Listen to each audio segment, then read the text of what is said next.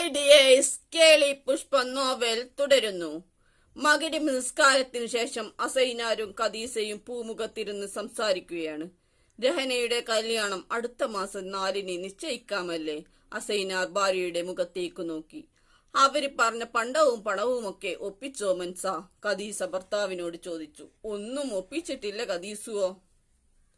2 ലക്ഷവും 50 പവനും നമ്മൾ എങ്ങനെ ഒപ്പിക്കും മൻസ? ഈ പുരയും സ്ഥലവും പണയപ്പെടുത്തി ലോൺ എടുക്കാം. പിന്നെ എല്ലാരോടും പറയാം, നാട്ടുകാരും കുടുംബങ്ങളും ഒക്കെ ഉണ്ടല്ലോ.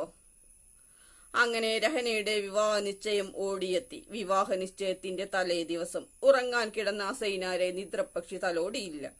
2 ലക്ഷവും 50 പവനും താൻ എങ്ങനെ ഉണ്ടാക്കും എന്ന ചിന്ത അയാളെ അലട്ടിക്കൊണ്ടിരുന്നു. അദ്ദേഹത്തിന് സഹിക്കാൻ പറ്റാത്ത നെഞ്ചുവേദന വന്നു. തനിക്ക് നെഞ്ചുവേദനയാണെന്ന കാര്യം അദ്ദേഹം ഖദീസയെ അറിയിച്ചു. ഖദീസ ഭർത്താവിന് നെഞ്ഞത്ത് ഉയിഞ്ഞുകൊടുത്തു. ഉപ്പയുടെ ഞരങ്ങലും മൂളലും കേട്ട് ഷഹനയും ഉണർന്ന് പിതാവിനെ ഉയിഞ്ഞുകൊടുത്തു. രഹന എങ്ങനെ കല്യാണ നിശ്ചയം മുടക്കും എന്ന കാര്യം ചിന്തിച്ച് ഉറങ്ങിപ്പോയതാണ്. സാരല്ലുപ്പ, ഷഹന പിതാവിനോട് പറഞ്ഞു. എനിക്കൊന്നുമില്ല മോളെ. രഹനയും മൻസൂറും എവിടെ? എനിക്ക് അവരെ കാണണം, അസൈനാർ പറഞ്ഞു. ഷഹന മൻസൂറിനെയും രഹനയെയും പിതാവിന്റെ മുന്നിൽ എത്തിച്ചു. എന്റെ ഉപ്പയ്ക്കെന്താ? രഹന അസൈനാരുടെ നെഞ്ഞത്ത് ഉയിഞ്ഞുകൊടുത്തു. പെട്ടെന്ന് അസൈനാർ കട്ടിലിൽ മലർന്നു വീണു. ഉപ്പാ ഉപ്പാ, രഹന വിളിച്ചു. അസൈനാർ മിണ്ടുന്നില്ല.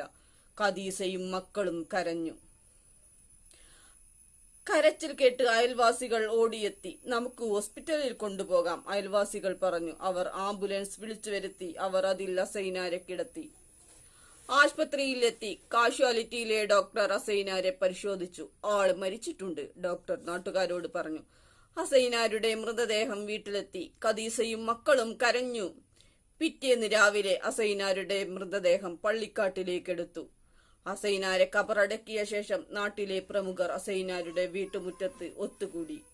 ഇന്ന് ആ പെണ്ണിന്റെ കല്യാണ നിശ്ചയം നടക്കേണ്ട ദിവസമായിരുന്നു. ഓൻ പോയി, ഇനി എങ്ങനെ കല്യാണം നടക്കും? പള്ളി കമ്മിറ്റി സെക്രട്ടറി അലവി മറ്റുള്ളവരോട് ചോദിച്ചു. കല്യാണം നമുക്ക് നടത്താം, പള്ളി കമ്മിറ്റി പ്രസിഡന്റ് സുലൈമാൻ പറഞ്ഞു. എങ്ങനെ? മറ്റുള്ളവർ സുലൈമാന്റെ മുഖത്തേക്ക് നോക്കി. നമുക്ക് പിരിവിട്ട് ആ കുട്ടിയുടെ കല്യാണം നടത്താം, സുലൈമാൻ മറ്റുള്ളവരോടായി പറഞ്ഞു.